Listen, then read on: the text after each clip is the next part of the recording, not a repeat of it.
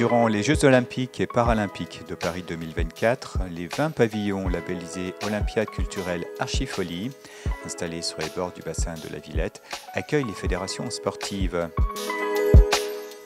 Le CIRTES, Centre de recherche et de développement, a adapté avec succès son procédé de fabrication additive par stratoconception pour réaliser les bases en forme de skiff et également les nœuds d'assemblage du pavillon Les Rameaux dédié à la Fédération d'Aviron.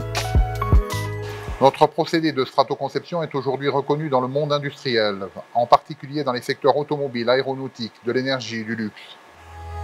Avec cette réalisation emblématique d'un pavillon pour les Jeux Olympiques 2024, nous venons de réussir une nouvelle ouverture du procédé à un nouveau champ d'application majeur, celui de la construction bois.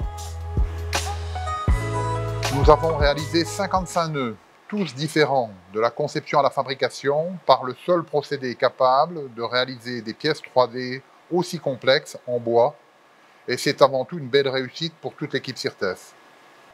C'est le résultat d'un projet collaboratif, Horizon 2030, Industrie du futur. Ce projet est soutenu par Bpifrance, la région Grand Est et l'Europe. Ce projet est un partenariat très dynamique entre l'école d'architecture de Nancy, l'école de bois d'Épinal, les entreprises Charpentreau et Vesroc dans les Vosges. Le programme de recherche Stratobois nous permet, au niveau de l'architecture bois-construction, de faire de l'architecture non standard. En résumé, faire du Gaudi en bois de façon environnementalement très correcte et de façon aussi industrielle qui permet d'avoir des coûts abordables pour tout le monde. Ce principe peut se faire grâce à la stratoconception développée par le CIRTES dans les Vosges et on peut donc imaginer aboutir à un programme de recherche qui va nous démontrer que tout ça est possible et le pavillon des Jeux Olympiques Rameaux est un premier démonstrateur qui nous permet de dire qu'on pourra le faire. Le procédé de stratoconception, ça nous a permis d'intégrer un maximum de bois dans ce pavillon qui a une forme non standard, notamment au niveau des assemblages. C'est un procédé de fabrication qui nous permet de pousser un petit peu les limites de ce qu'on dessine en tant qu'architecte et ce qu'on propose dans nos esquisses. La stratoconception, c'est un procédé constructif qui est utilisable notamment dans ma pratique d'architecte. Oui. Donc on a fait de la stratoconception et de la stratobois sans le savoir et on a réussi à faire ça. Alors, bien sûr pas tout seul, grâce à nos partenaires, le CIRTES, Vesroc et surtout l'école d'archi de Nancy et l'ENSLIV, l'école d'ingénieurs d'Épinal. C'est une bonne synergie de mélanger les centres de recherche, les écoles et les entreprises.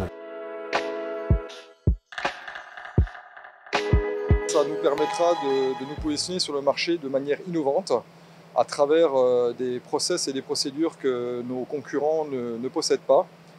On a eu la chance de mettre en œuvre ce procédé à travers la réalisation d'un projet qui a été exposé à la Villette. Et on a en particulier sorti la partie des skiffs de ce projet en faisant des dépôts successifs de couches.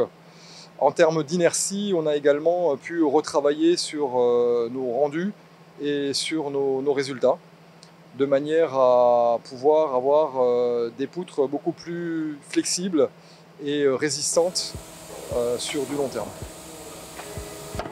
Alors, une belle synergie, une belle aventure, beaucoup de plaisir avec des hommes et des femmes investis qui ont vraiment eu pour objectif de réussir cet bel objet qui a été exposé au parc de la Villette.